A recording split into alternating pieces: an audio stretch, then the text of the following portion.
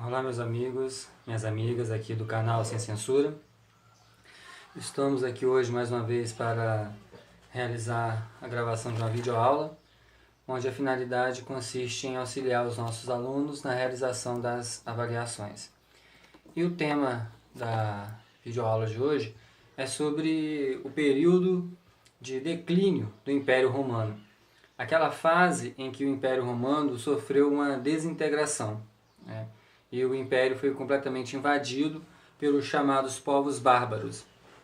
E alguns pontos importantes que nós vimos nesse quarto bimestre foi em relação ao que os irmãos Graco fizeram. De um lado, Tibério Graco e seu irmão Caio Graco. Qual a importância das ações dos irmãos Graco? A importância consiste no fato de que eles promoviam a distribuição de terras aos cidadãos mais pobres. E também é importante ressaltar que eles conseguiam defender aqueles camponeses da ação dos aristocratas, né?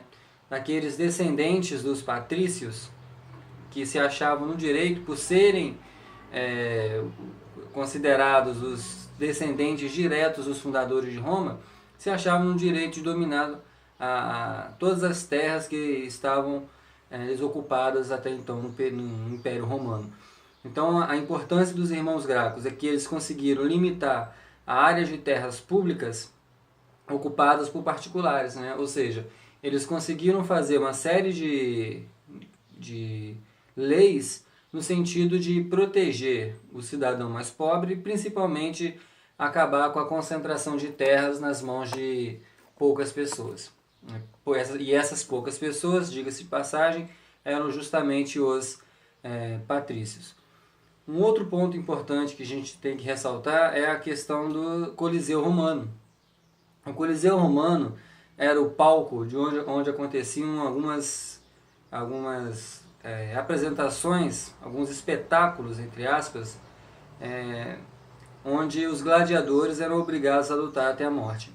Então, dentro daquela política que nós já abordamos aqui, a política do pão e circo, esse circo, essa diversão que era oferecida ao povo, consistia em assistir às lutas lá no Coliseu de Roma. Agora, outro ponto importante que a gente tem que ressaltar também é referente à questão dos mitos. A mitologia era empregada em larga escala pelos romanos no sentido de explicar a origem do povo.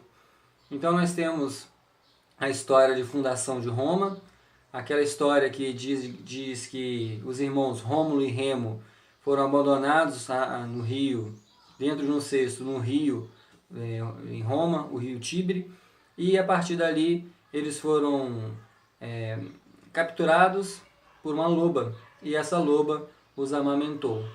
E a partir daí deu origem à história da civilização romana. Isso evidencia o quanto que Roma se preocupa com a questão dos deuses, dos heróis, da mitologia de uma forma geral. Agora um ponto importante também, agora já pulando para a parte do Império, é sobre a questão do Júlio César. Júlio César, ele conseguiu se destacar no campo de batalha diante da sua posição que ele ocupava no exército romano. Uma posição de destaque no sentido de vencer as batalhas que eram travadas. E isso foi fundamental para que ele ocupasse cargos importantes, como por exemplo, ditador perpétuo. O ditador é aquele que governa com pulso firme sem dar a devida atenção a todos os outros opositores, aquilo que é falado, né? Muito pelo contrário, ele deseja governar sozinho. Ele coloca a sua vontade acima da vontade da maioria do povo. E ele se tornou ditador perpétuo, ou seja, só perderia esse título com a sua morte. Também se tornou censor vitalício, né? Censor era um cargo importante na República de Roma, e vitalício, mais uma vez, seria para a vida toda. E um detalhe importante na vida de Júlio César é que ele foi acumulando poder. E essa acumulação de poder acabou provocando a ira de alguns senadores da época. Com isso, o que aconteceu? uma trama foi orquestrada, foi organizada no sentido de assassinar o Júlio César. E Júlio César, como diz a história, foi assassinado pelo seu próprio sobrinho e amigo Brutus, de onde vem aquela frase, né? Até tu, Brutus, porque a facada, a punhalada, veio de onde ele menos esperava. Né? Só deu tempo dele virar e gritar, até tu, Brutus, e já caiu desfalecido. Após a morte de Júlio César, formou-se o segundo triunvirato, com Marco Antônio, Lépido e Otávio. Marco Antônio se aliou a Cleópatra, achando que dessa maneira conseguiria se fortalecer e dar um golpe e assim governar sozinho. Lépido não tinha condições de organizar um exército no sentido de derrotar os outros dois. E Otávio. Otávio ele conseguiu derrotar tanto Marco Antônio quanto Lépido e se tornou o primeiro imperador de Roma, nessa fase que nós conhecemos como Império. E o ponto importante para a formação da República de Roma foi a queda dos reis etruscos. Quando o último rei etrusco caiu, a República de Roma foi instituída. E logo depois, diante dessa questão que eu acabei de abordar sobre Júlio César, a morte de Júlio César e a formação do segundo triunvirato, a partir daí nós tivemos a formação do Império. No que se refere ao Império, nós tivemos também um fato importante que foi a ascensão do cristianismo. Diante das pregações de Jesus Cristo, que atraiu milhares e milhares de seguidores, nós percebemos que os princípios, os dogmas, as ideias cristãs eram e são, obviamente, totalmente contrários ao que defendia o imperador romano. Por exemplo, o imperador romano afirmava que a sua origem era uma origem divina, que por isso ele deveria ser idolatrado por todos os seus súditos. Obviamente que os cristãos não fariam isso. E aquilo gerou uma situação de oposição à religião que era a religião oficial do Estado romano na época. Então, por isso, os cristãos passaram a ser perseguidos de uma maneira muito intensa. Como já eu abordei em sala de aula, muitos cristãos foram jogados no Coliseu para serem devorados por animais, diante de um público completamente alvoroçado. Agora, a gente tem que parar para pensar que mesmo após a morte de Jesus Cristo, o cristianismo não se enfraqueceu, muito pelo contrário. Nós tivemos a ação dos apóstolos, a ação de Paulo, que conseguiram levar o evangelho para diversas regiões. E aquele fortalecimento fez com que o imperador percebesse que ele não teria condições de continuar impedindo os cristãos de realizarem seus cultos. O que Constantino fez? Constantino ele criou o Édito de Milão. O Édito de Milão era um documento que permitia que os cristãos realizassem seus cultos.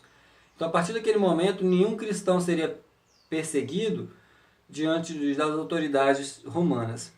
Pouco tempo depois, Teodósio tornou a religião, fez com que a religião cristã se tornasse a religião oficial do Império Romano.